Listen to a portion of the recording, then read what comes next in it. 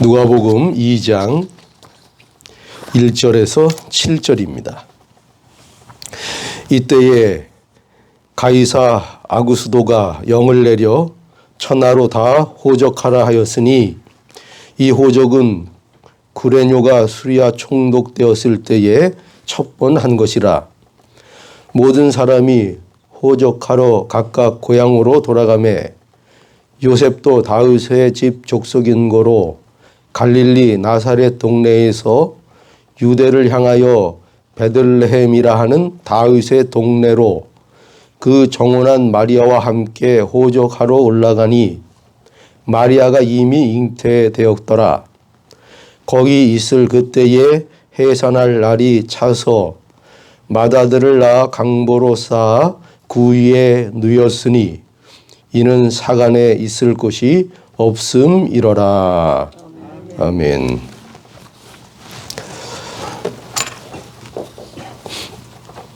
네, 오늘 성탄 주일을 맞이해서 예수님의 나심에 대해서 우리가 함께 나누기를 원합니다. 오늘 목소리가 꽤나 매력 있죠? 예, 하나님께서 또 색다른 설교를 듣게 하시려고 제 목소리를 또 이렇게 매력 있게 바꿔주셨습니다. 오늘 이 본문은 보시는 바와 같이 예수님의 나심을 기록한 내용입니다. 갈릴리 나사렛에 살던 요셉과 또 임신한 마리아가 함께 이제 호적하기 위해서 베들레헴에 올라갔다, 이렇게 여기 보면 말씀하고 있습니다. 그리고 이 두 사람은 방을 구할 수가 없었어요. 그래서 마국간에서 아기를 낳게 되고 그 아기는 강보에 쌓아 구위에 뉘었다. 이렇게 예수님의 나심에 대해서 오늘 아주 어떻게 보면 소박하고 또 굉장히 조용한 탄생의 모습을 우리에게 보여줍니다. 그러나 이 예수님의 탄생은 이렇게 소박하고 이렇게 조용한 탄생인데, 그러나 너무나도 완벽하고 너무나도 고귀한 탄생이었습니다. 이러한 예수님의 탄생은 우리에게 보여주는 것이 있습니다. 그것은 무엇인가 하면 이 말씀에서 우리는 하나님이 모든 일의 주권자이심을 우리가 보게 됩니다. 우리에게는요, 때때로 이해할 수 없는 일들이 일어납니다. 그러나 우리가 이렇게 이해할 수 없다 해도 반드시 그 배후에는 하나님이 계시다 하는 것을 우리는 꼭 알아야 합니다. 오늘 이 본문을 보면 가이사 아구스도가 인구조사를 이제 명하게 되죠.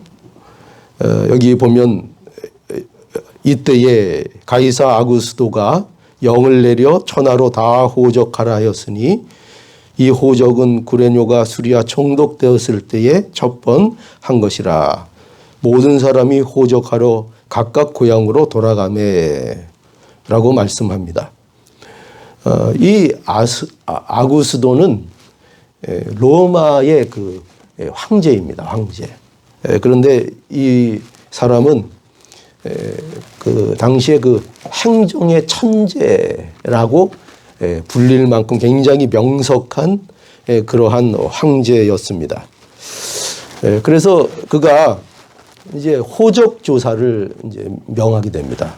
왜 호적 조사를 명했을까요? 가장 큰 이유는 이것을 기반으로 해서 세금을 거두기 위한 것이었습니다.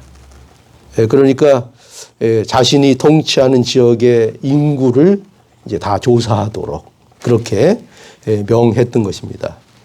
당연히 그러니까 당시 로마의 통치하에 있었던 유대 지역도 이제 호적을 다 해야 하는 그러한 이제 상황이 되었던 거죠. 그래서 이제 요셉도 호적을 하기 위해서 이미 임신한 마리아를 데리고 고향인 베들레헴에 가게 되고 이제 베들레헴에서 예수님께서 이제 탄생하게 됩니다. 그런데 이런 일들은 다 우리에게 뭘 보여주고 있는가 하면 이런 일들은 구약의 성취를 우리에게 보여줍니다. 구약이 성취되었습니다. 하나님께서는 선지자들을 통해서 베들레헴에서 다윗의 의를 세우시겠다고 분명히 약속해 주셨습니다. 미가서 5장 2절에도 보면 베들레헴 에브라다야 너는 유다 족속 중에 작을지라도 이스라엘을 다스릴 자가 내게로 나올 것이라. 그의 근본은 상고의 태초에니라. 이렇게 말씀합니다. 그래서 베들레헴에서 이스라엘을 다스릴 그리스도가 태어날 것을 예언하고 있고 그리고 그가 바로 누군가 하나님과 함께 태초부터 계신 바로 그분이다 하는 것을 분명하게 성경에서 예언하고 있습니다. 또 그뿐만 아니라 우리가 잘 아는 그 헤롯 왕이 모든 제사장들과 서기관들을 모아가지고 그리스도가 어디서 나겠느냐 그렇게 물었을 때에 그들이 다 한결같이 어디라고 얘기했습니까? 그들도 알고 있었죠. 어디에서 난다고요? 베들레헴에서 난다고 성경에 그렇게 기록되어 있습니다 하고 헤롯에게 가르쳐 주기도 했습니다. 그러니까 여기 한번 우리가 보십시오. 여기 보면은 이 로마 황제 아구스토는 이 사람은 하나님의 뜻이 무엇인지 전혀 고려하지 않는 그런 사람입니다. 그렇죠? 이 아구스토는 왜 호적을 명했을까요? 자기 정치적인 목적에 의해서. 그렇죠?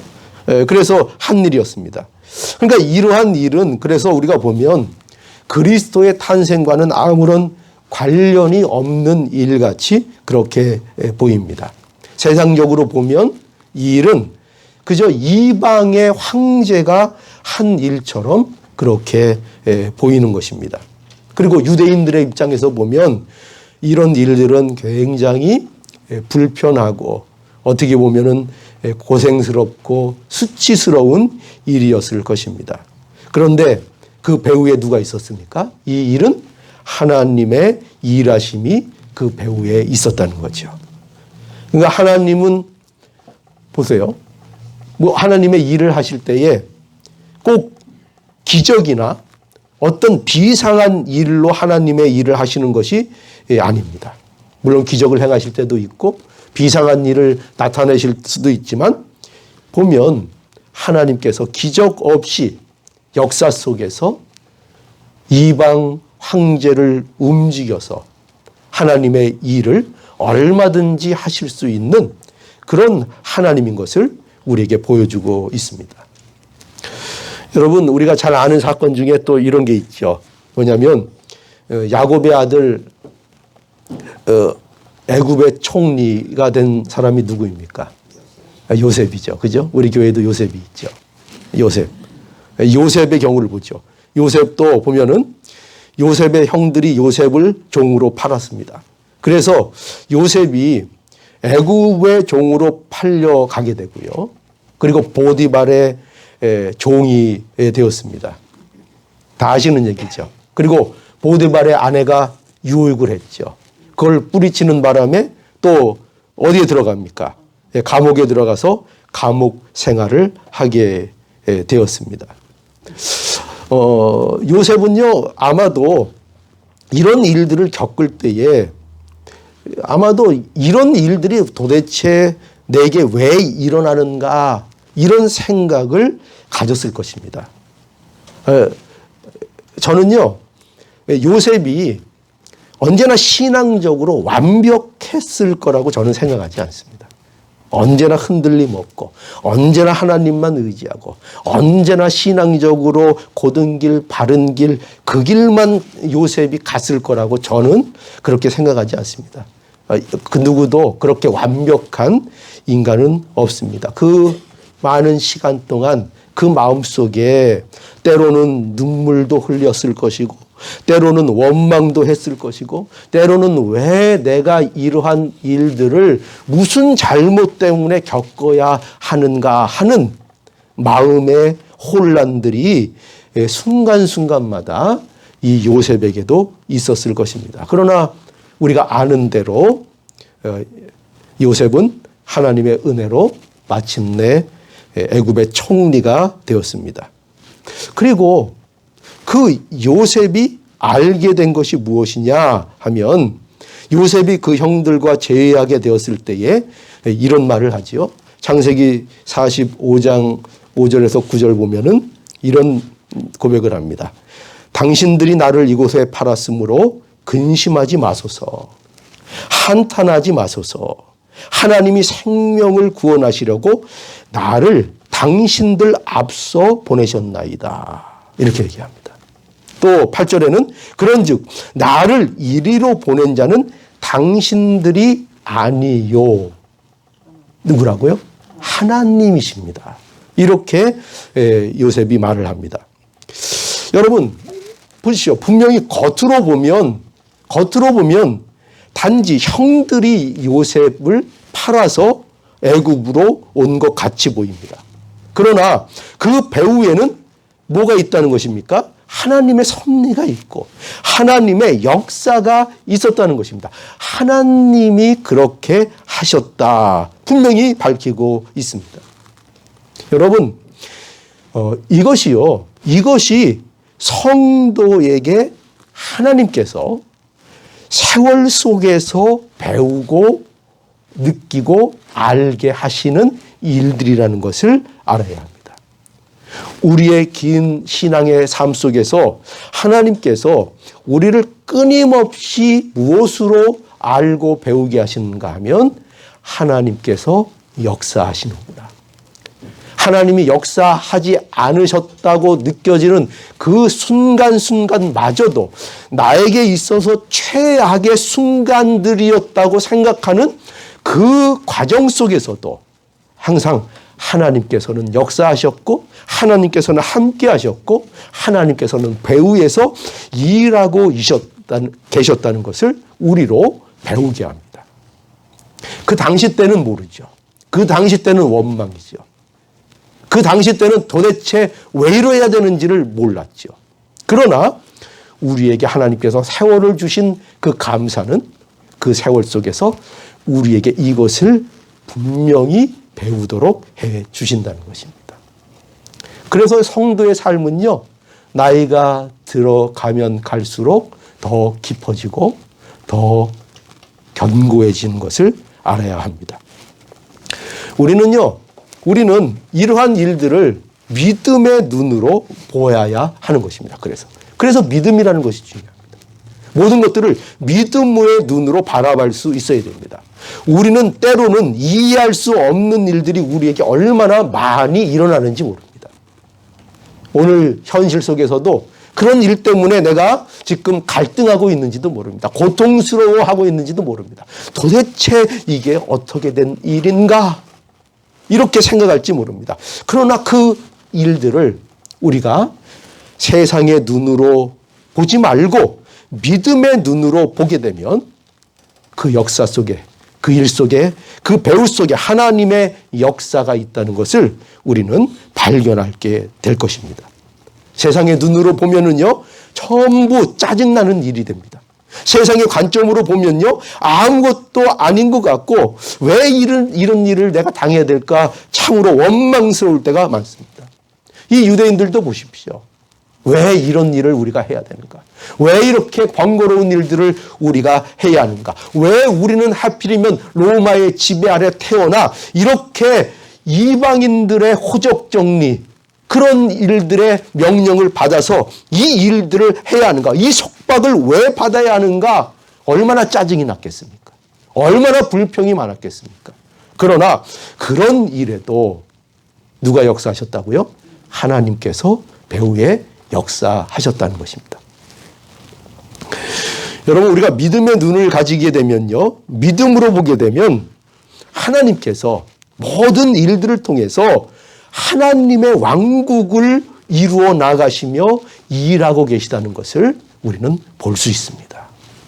그걸 봐야 됩니다. 오늘날 우리의 현실 속에서요. 그죠? 우리 교회를 통하여, 우리의 가정을 통하여 하나님께서 이루어 가시는 일들, 그 배후 속에 그 모든 일들이 모이고 쌓이고 함께해서 하나님의 나라가 이루어져 나아가는 그 일들을 우리는 볼 수 있어야 할 것입니다. 그리고 두 번째로 우리가 이 예수님의 탄생으로 인하여 우리가 무엇을 볼 수 있는가 하면은요, 우리는 이 말씀 속에서 아주 우리 삶 속에 중요한 거죠. 뭐냐면 고난에 대한 이해를 갖게 됩니다. 고난에 대한 이해. 하나님은 때때로 우리를 고난의 길로 인도하시지만 그것을 통해서 우리에게 좋은 것을 주신다는 것을 우리는 알게 됩니다. 오늘 본문을 보면 여기 요셉이 마리아와 함께 호적하러 이제 올라가죠. 여기 본문에 보면 요셉은 다윗의 집 족속인 거로 갈릴리 나사렛 동네에서 유대를 향하여 베들레헴이라 하는 다윗의 동네로 그 청혼한 마리아와 함께 호적하러 올라가니 마리아가 이미 잉태되었더라. 이렇게 말씀하고 있습니다. 여기 보면 우리가 아는 대로 요셉과 마리아는요, 어디에서 지금 살고 있었는가 하면은 갈릴리 나사렛에서 살고 있었습니다. 그렇죠? 근데 요셉은 다윗의 집의 족속이었습니다. 그래서 호적을 하기 위해서는 어디로 가야 했는가 하면 고향인 베들레헴이라 하는 다윗의 동네로 올라가야만 했습니다. 요셉은 이미 잉태하여 몸이 무거운 마리아와 함께 그래서 호적하기 위해서 이제 베들레헴으로 올라간 것입니다. 그러니까 굉장히 먼 길을 고생스럽게 가야만 했던 거죠. 그것도 임신한 아내를 데리고 그 먼 여행을 해야 했던 거죠. 요셉과 마리아는 힘든 일을 겪어야 했던 것입니다. 그런데 이런 일들은 마리아와 요셉만 겪는 일이 아니었고 그 당시에 많은 사람들이 이 일로 불편하고 이 일로 힘든 일을 겪어야 했던 것입니다. 그들은 로마의 속국이 되어서 그들의 통치를 받아야 했습니다. 하나님의 백성이 이방 나라의 그 황제의 통치를 받는다는 것, 얼마나 비참하고 자존심 상하는 일이었겠습니까? 하나님의 백성인데요. 그죠? 하나님의 백성이 이방 황제의 명예에 굴복해서 호적조사, 인구조사를 당하는 이런 일은 그 이스라엘 백성들에게는, 유대인들에게는 굉장히 수치스러운 일이었습니다. 왜 우리가 로마의 지배 아래 이런 일을 해야 하는가? 왜 이런 부당한 일을 당해야 하는가? 왜 이런 상황이 우리에게 있는가? 이렇게 많이 질문을 했을 것입니다. 그런데 거긴 이유가 있는 거죠. 우리가 이 말씀을 통해서 이걸 기억해야죠. 하나님께서는 그것을 통해서 좋은 것을 주시기 위한 통로였다는 것을 우리는 알게 됩니다. 가장 좋은 것이요. 그것도 가장 좋은 것. 가장 좋은 것을 위한 고난이 있었다는 거죠. 그 가장 좋은 게 뭘까요? 가장 좋은 것. 그들에게, 그렇죠. 그들에게 있어서 가장 좋은 게 뭘까요? 예수 그리스도 아니겠습니까? 예수 그리스도, 약속의 메시아를 주시기 위한 고난이었다는 것을 우리가 알게 됩니다. 생각해 보십시오. 이스라엘 백성들에게 있어서 가장 큰 복이 무엇이었을까요? 과연 이스라엘 백성들이 그들이 가장 고대했던 게 뭘까요? 그들은 메시아를 기다렸던 자들이었습니다. 그렇죠?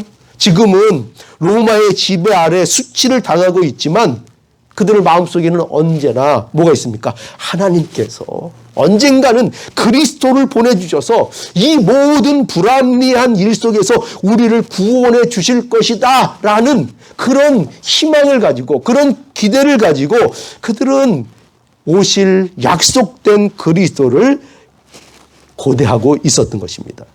예, 물론 그들의 기대가 다 옳은 것은 아니었습니다. 하나님이 보내주시려는 그리스도와 이스라엘 백성들이 기대하고 있던 그리스도가 사실은 많이 차이가 있었습니다. 그러나 분명한 것은 그들이 간구했던 건 뭐라고요? 메시아를 그들은 고대했습니다. 그래서 그들이 메시아에 대한 고대를 하고 있는데 그들이 지금 당하는 불편이나 고난은 그런데 그 메시아가 오시는 일로 그들에게 고난이 있었던 것입니다. 하나님의 계획이었던 것입니다.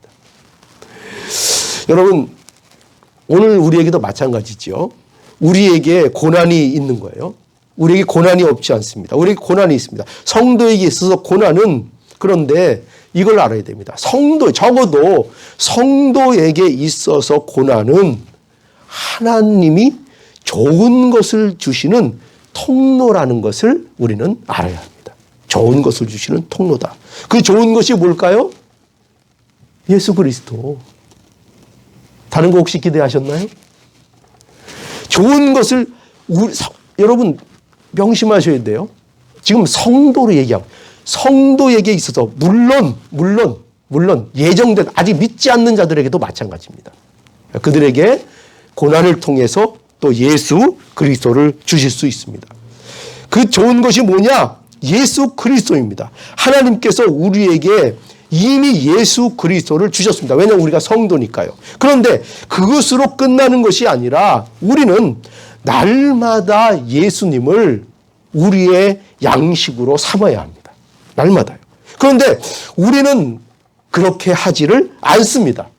왜냐하면 아직도 우리는 세상에 배부르고 싶어 하기 때문입니다. 세상 것에 우리는 배불러 있기도 합니다. 우리의 목은 아직도 하나님께로 온전히 향해 있지 않고 우리는 세상을 향하여 목을 돌리고 있을 때가 너무나도 많다는 것입니다. 그래서 우리에게 고난을 통하여 우리가 실상은 얼마나 가난한지를 알게 해주십니다. 고난을 통해서요. 그래서 그렇게 하시는 이유는 하나죠. 왜 그렇게 하십니까? 그래서 우리에게 뭘 주시기 위해서요? 무엇을 바라보게 하시기 위해서요? 오직 하나예요. 이유는 오직 하나입니다. 다른 이유가 있는 게 아니에요. 오직 예수님을 바라보게 하시려고 고난도 우리에게 있는 것입니다. 그러니까 여러분 명심하십시오. 나에게 고난이 있다. 나에게 어려움이 있다. 내가 왜 이런 장소에 있어야 하는가? 내게 왜 이런 어려움이 있어야 되는가? 이 일을 내가 왜 해야 하는가? 할 때 그 모든 일들이 우리에게 요구하고 목적하고 있는 것이 뭐냐? 결국은 우리로 하여금 예수 그리스도를 바라보게 하는 것이며 예수 그리스도를 날마다 먹는 자가 되게 하시기 위해서 우리에게 그런 고난을 주신다는 것입니다. 목적은 그거밖에 없습니다. 로마서 8장 23절에 보니까요. 우리가 알거니와 하나님을 사랑하는 자, 곧 그 뜻대로 부르심을 입은 자들에게는 모든 것이 합력하여 선을 이루느니라 했습니다. 모든 것이 합력하여 선을 이룹니다. 모든 것이 합력하여. 여기 보면은 좋은 일만 협력한다고 되어 있지 않습니다. 좋은 일만 협력한다. 고난의 일도, 슬픔의 일도, 의기를 겪었던 일도 다 합력하여 선을 이룹니다. 우리에게 불편한 일이고 이해가 되지 않는 일인데도 불구하고 그 모든 것들이 합력하여 하나님이 이루고자 하시는 선을 이룹니다. 그런데 여러분 도대체 그 선이라는 것이 뭘까요? 그 선이라는 것이. 도대체 그 선이라는 게 뭘까요? 뭐가 선일까요? 뭐가? 여러분 이걸 아셔야 돼요. 우리에게 있어서 선은요. 우리가 예수 그리스도께 나아가는 거예요. 예수 그리스도를 찾고 예수 그리스도를 바라보게 되는 거예요. 우리에게 있어서 그게 선이에요. 궁극적인 선은 우리가 예수께로 나가고 예수님을 의지하고 예수님을 바라보게 되는 거예요. 그게 우리에게 하나님께서 이루시는 궁극적인 선이에요. 도대체 선이 뭘까요? 내 마음에 드는 거? 내가 요구하는 거? 내 욕심이 채워지는 거? 아니에요. 선은 오직 하나님만 선하시며 하나님만 선의 기준이 되시며 하나님을 만족하는 것만 선이 되는 거예요. 오직 우리는 선이 예수 그리스도 안에만 있다는 것을 알아야 하며 예수 그리스도를 알게 되는 그분을 의지하는 것, 그분을 바라보게 되는 것, 그분께 우리의 시선과 우리의 마음이 언제나 향하고 어떠한 것이든지 우리를 그쪽으로 인도하는 모든 일들이 선이라는 것을 우리는 알아야 합니다.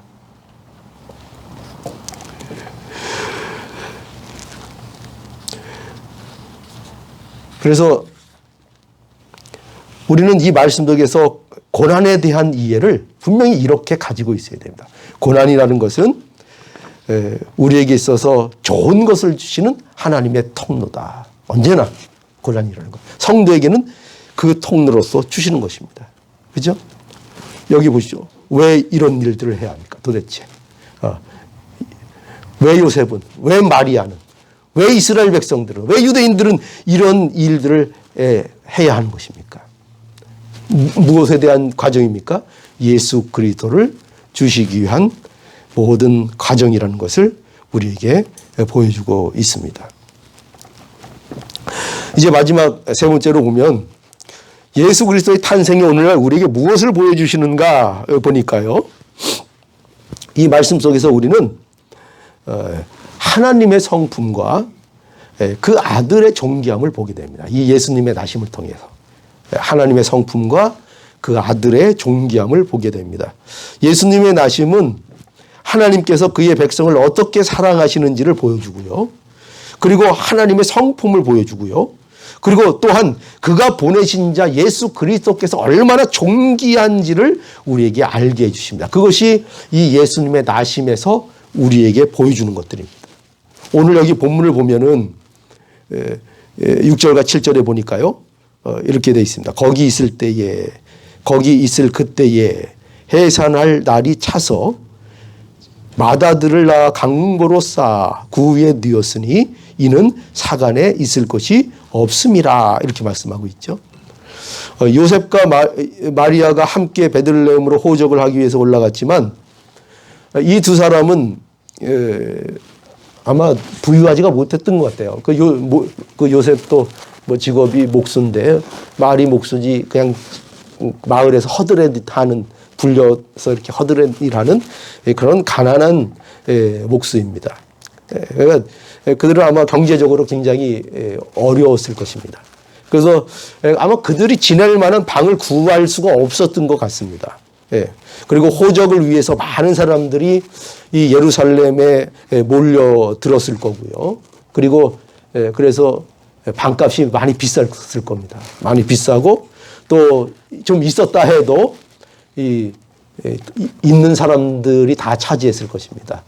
돈 있는 사람들 그리고 호적 업무를 집행하기 위해서 또 많이 지원 나온 로마의 관리들 이런 사람들로 인해서 쓸만한 방들은 다 찼을 것이고 그래서 아마 지낼 곳이 변변치 않은 그런 형편이 되었을 것이라고 이렇게 짐작할 수 있습니다. 그래서 요셉과 마리아는 마국간에서 지내면서 거기서 예수님을 낳게 되었습니다.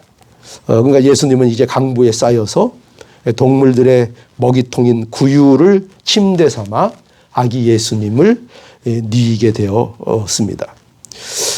이걸 보니까요. 이러한 모습은 어떻게 보면 오늘날 성탄하고도 다를 바가 없는 것 같아요. 그때나 지금이나 성탄은 늘 비슷한 것 같습니다. 오늘날도 보면은 쇼핑몰이나 거리에 수많은 인파가 넘쳐나고 캐롤이 울려 퍼지고 화려하게 장식되고 사람들은 바삐 움직이고 그러나 마국간의 구유에 누워 계신 아기처럼 오늘도 사람들은 예수님에 대해서는 주목하지 않고 그죠? 다 자기들 사는 일에 바쁜 그 모습 그것이 오늘날도 그대로 나타나는 것 같습니다. 언제나 성탄의 모습은 똑같은 것 같습니다.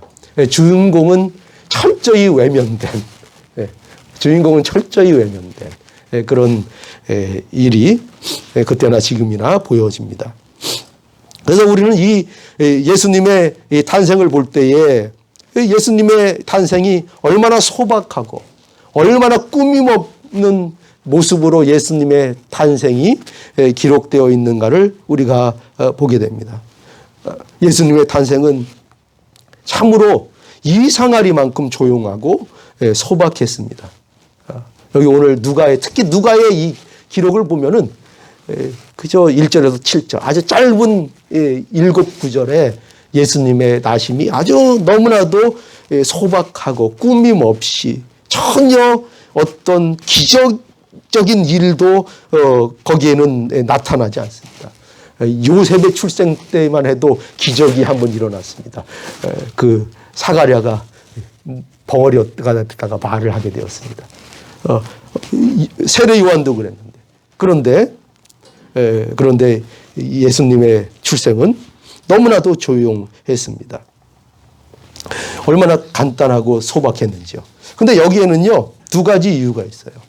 왜 이렇게 소박하고 간단한 조용한 출생이었는가 하면요, 여기에는 두 가지 이유가 있는데, 첫 번째는 이방인들에 대한 배려입니다. 이방인들에 대한 배려. 그러니까 이 누가복음은 이방인들의 복음이라는 별명이 붙여진 복음서입니다. 즉 이방인 그리스도인들을 대상으로 기록된 복음서입니다. 그래서 누가는 우리 구주인 예수 그리스도께서 얼마나 우리와 같은 평범한 사람으로 오셨는가를 그러니까 강조하고 있는 것입니다. 그러니까 그래서 뭘 두지 않는 것, 벽을 두지 않는 것입니다. 벽을. 그러니까 세상에 누구든지 얼마든지 사람들이 가까이 다가올 수 있는 본으로 세상에 오셨다는 것을 우리에게 보여주고 있습니다.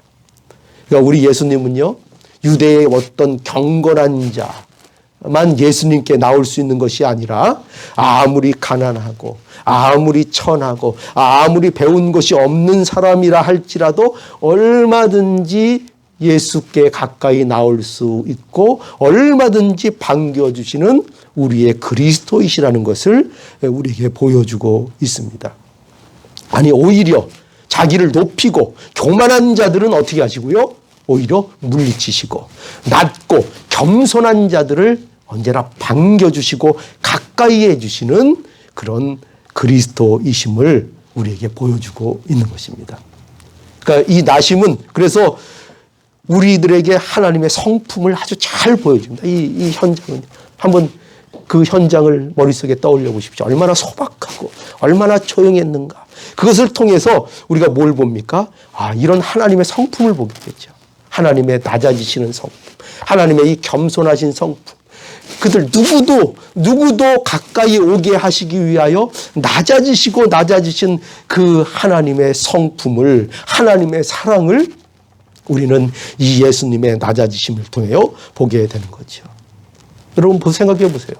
우리는 얼마나 못됐습니까? 우리는 하나님보다 뭐가 좋았다고요? 하나님보다 뭐가 좋았다고요? 선악과가 좋았잖아요. 우리는 하나님보다 선악과가 좋았잖아요. 그 선악과 따먹고 내가 삶의 주인공이 되고 싶었잖아요. 그 내가 주인공이 얼마나 되고 싶었고 그 욕심에 우리는 이끌려서 우리 하나님을 우리는 배반했잖아요. 그게 우리 아닙니까? 그런데 이런 우리를 위하여, 우리를 구원하시기 위하여 이렇게 겸손하게, 이렇게 낮은 곳으로 하나님께서 임해 주신 거죠. 얼마나 하나님의 성품이 드러나고 그의 사랑이 예수님의 탄생의 그 현장 속에서 나타납니까? 그렇죠? 그래서 이처럼 예수님께서는 우리 평범하고 가난하고 비천한 우리들을 위하여 이렇게 비천한 모습으로 탄생하셨습니다. 그리고 두 번째 이유는요, 여기 이런 소박한 모습으로 탄생하신 이유는 두 번째로 예수님은요, 왜 그런가 하면 그분 그 자체가 빛이시기 때문입니다. 예. 우리가 이걸 꼭 알아야 합니다. 여러분 한번 생각해 보세요. 가장 힘 있는 것, 가장 존귀한 것은요, 저는 뭐라고 생각하느냐면요, 가장 또한 간결하다고 저는 생각해요. 여러분, 세상에서도요, 잘 생각해 보세요. 가장 힘 있고 가장 존귀한 것은요, 가장 단순해요. 그리고 가장 간결해요. 가장 순백해요. 예를 들어서 순금 같은 것도요, 그죠? 얼마나 간결합니까? 다이아몬드 같은 것도 얼마나 간결합니까? 그리고 세상 사람들에 대해서 사람들도요, 얼마나 힘있고 또 존귀한 사람은 간결합니다. 간결합니다. 여러분, 세상에서 가장 유명한 사람은요, 뭐가 필요 없을까요? 뭐가 필요 없죠? 명함이 필요 없죠. 세상에서 제일 유명한 사람, 명함이 필요 없습니다. 여러분, 유재석 아시죠? 아시죠? 유재석이 명함이 필요 있을까요? 물론 그 사업상 만들어 갖고 다닐 수는 있겠죠. 그러나 딱 유재석 하면 모를 사람이 어디 있습니까? 그죠? 바이든 하면 모를 사람이 어디 있습니까? 그죠? 그러니까 가장 힘있고 가장 존귀한 사람은 어떻게 보면 명함이 필요한 사람이라고 말할 수 있습니다. 명함이 화려한 사람치고 정말 유명한 사람은 없더라고요. 제가 그걸 장담합니다. 어디서 명함 주는데 거기에 그냥 앞뒤로 빽빽하게 적어가지고 주는 사람 있잖아요. 대부분 별 볼 일 없어요. 제가 장담합니다. 여러분, 그래서 예수님의 탄생은 참으로 놀라운 사건입니다. 우리 우주의 역사의 주인공이 탄생하신 그런 날입니다. 하나님이 인간의 몸을 입으시고 이 세상의 모습을 나타내신 거죠. 그러니까 이 예수님의 나심은 그야말로 천지가 개벽할 일인 거죠. 그런데 보십시오. 그런데 아무것도 없는 겁니다. 거기에 어떤 화려함도 없고 어떤 꾸밈도 없는 것입니다. 예수님은 그 어떤 것으로도 그 고귀함을, 그 높으심을 사실은 나타낼 수 없는 겁니다. 나타낼 필요가 없는 분이 예수님이십니다. 왜냐하면 예수님 그분이 모든 것이 되시기 때문입니다. 예수님 그분이 생명이십니다. 예수님 그분이 바로 복이시고 예수님이 그분이 빛 자체입니다. 그분이 존귀하십니다. 그렇죠? 그러니 보십시오. 그러니 거기에 무엇이 더 필요할까요? 거기에 무슨 화려한 조명을 비춰야 되겠습니까? 거기에 무슨 어떤 훌륭한 어떤 일들이 거기에 있어야 되겠습니까? 그래야 꼭 예수님이 그것으로 인해서 존귀한 분이 되시는 것입니까? 그렇지 않죠. 예수님은 어떠한 환경에 있든지 그 환경이 어떠한 곳이든지 예수님 그분이 가장 고귀하고 가장 존귀한 분이시라는 것을 우리에게 보여주고 있습니다. 여러분, 우리 구주인 예수 그리스도께서 이렇게 존귀한 분께서 하나님이 약속하신 대로 베들레헴이라는 다윗의 동네에서 한 마구간에서 태어나셨습니다. 우리 예수님의 탄생은 참으로 소박하고 조용한 탄생이었습니다. 그러나 하나님이 계획하시고 실행하시고 그래서 완벽한 우리의 구주를 주신 완벽한 탄생이었습니다. 오늘 우리 모두가 이 약속이 우리에게 이루어지도록 하신 신실하신 하나님 앞에 우리가 영광을 돌려야 되겠습니다. 아버지 하나님 감사합니다. 하나님 이 아들을 우리에게 주신 것을 감사합니다. 우리가 이 일을 하나님께 영광 돌리며 그 주신 아들로 인해서 기쁨과 소망이 우리 안에 넘쳐나는 복된 성탄이 되기를 간절히 바랍니다.